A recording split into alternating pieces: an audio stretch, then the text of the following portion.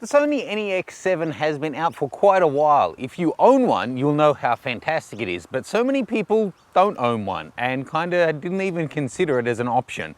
It's got a full APS-C size sensor, 24.3 megapixel, and it's incredibly well featured. But to be honest, I think the reason it didn't go down that well is the design of it is just so functional. It's got a real German efficiency air to it.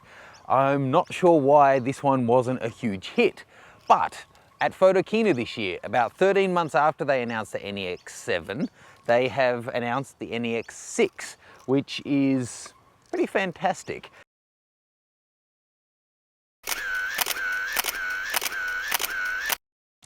The layout's been tweaked, the features have been shifted around. It's got the fantastic sensor from the Nikon D7000 and other APS-C cameras. The NEX6 really looks like the goods. Let's take a look at these two side by side and see how they stack up against each other. Straight off the bat, it's worth saying both of these cameras feel really nicely built. They're solid, they've got a steel frame, they feel nice. Now, running through the specs, the new one, the NEX6, has a 16 megapixel sensor. The old one was 24 megapixel in the NEX7. The 6 has the same sensor as the D7000. They're both APS-C, they're both CMOS, they both use the latest Bion's image processor. The 6 will go up to ISO 25600, the 7 goes up to 16000. Of course, it depends how they actually perform, we'll check that out. They're both very fast to focus. The 7 actually has 25 different autofocus points, whereas the 6 has a ridiculous 99. Amazing. They both have fantastic 3-inch fully articulated screens, 920,000 dots, really high quality, they do a great job. They both have a viewfinder which gives you 100% coverage, and the magnification is actually 1.09, so really good magnification there. And the viewfinder resolution on both of them is just under 2.4 million dots. They both have a shutter speed range from 30-second up to 1/4000th of a second, give you full manual mode, lots of different scene modes. They both also have a pop-up flash, and whilst the 7's is about twice as big in surface area, they say that they have the same guide number and a working range up to 6 meters. They do have a fair pop to them, I have to say. They both have a maximum flash sync speed of 1/160th of a second, which isn't great, but for this kind of camera, not much of a surprise. They both shoot an insane 10 frames a second. Yes, you heard right. They both have exposure comp plus and minus 5 stops. Of course, they're both doing full HD video. They both have a built-in stereo microphone, but the 7 also has a microphone input, which the 6 doesn't, which is one of the big things that separates this guy out. They both have USB and HDMI, only the 6 has Wi-Fi, and they both have an optional infrared remote. And they both use the same NP-FW50 rechargeable battery. However, the 7 actually has significantly better battery life at 430 shots compared to 360. Now, you might think the 7's going to be a lot bigger, but it's actually slightly thinner, but it is a little bit heavier, but not so much that you'd notice. It really made an effort on the 6 to cut down weight. Even the battery compartment is all cut out to save metal, which is where I think that weight savings comes in. Taking a look at the finish of them, it's really nice. I definitely prefer the 6 though, in my personal opinion.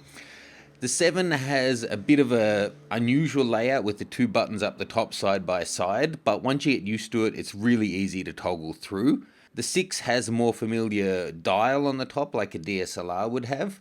It's great to get quick access to the ISO and stuff on the back dials, but I didn't love the menu system being just one never-ending menu. Once you go into one of the 6 categories, then you just have to keep scrolling and scrolling and scrolling and scrolling and scrolling and scrolling and scrolling until you find what it is you're actually looking for.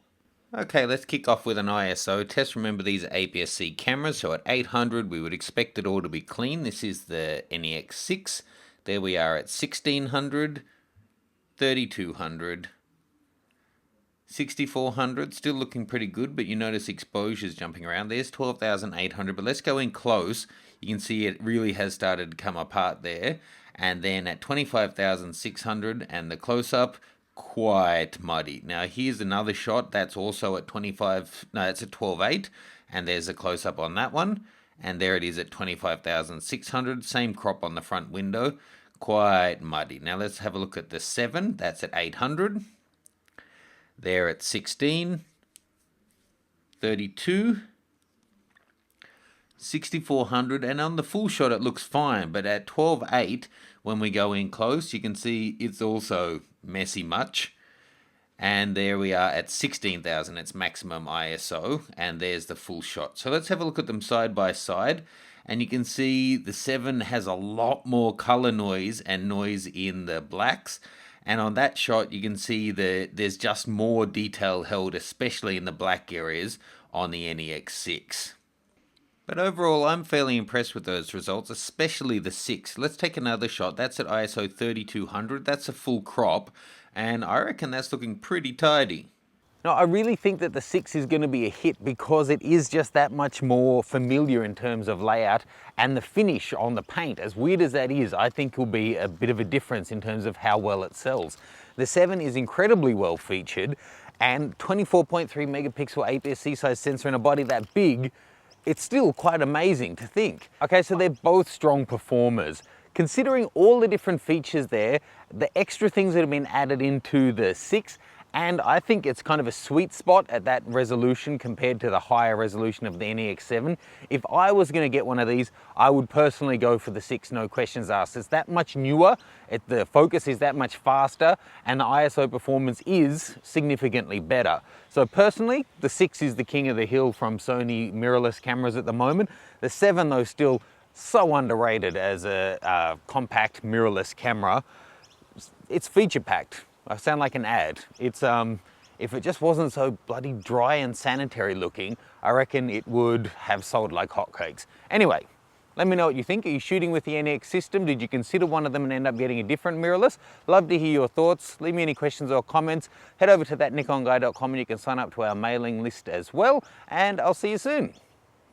Hey, also check out my latest project, the Take Control of the Light Workshop series. Here's a video on storytelling with Tina. Here's one on gift buying for your photography friends. And finally, if you're not already subscribed to the That Nikon Guy channel, do. That's where I teach you all about photography.